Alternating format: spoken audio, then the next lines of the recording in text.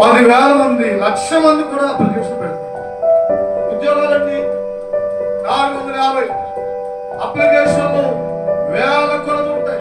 లేదు 450 ఉద్యోగాలు ఉన్నాయి. ఇన్ని వేల అప్లికేషన్లు తీసుకోమంటారా?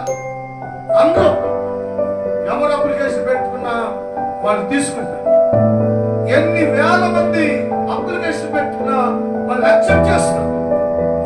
కానీ ఆఖరికి ఈ వేల అప్లికేషన్ వెరిఫికేషన్ చేసి అందులో యోగ్యమైన వారికి 450 మందికి ఉద్యోగాలు ఇస్తారు.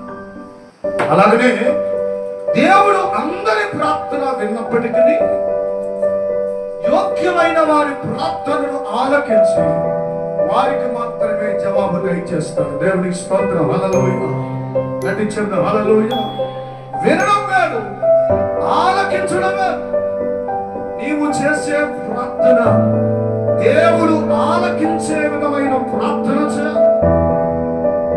మనం అలా ప్రార్థన చేయగలిగితే, మనం అలా ప్రార్థన చేస్తే దేవుడు మన ప్రార్థన అంగీకరిస్తాడు. 59వ అధ్యాయం యెషయా గ్రంథంలో అంటాడు, రక్షింపనేరక వడినట్లు యెహోవా శ్రమ కొరచ కాలేదు, విననేరక వడినట్లు ఆయన చెవులు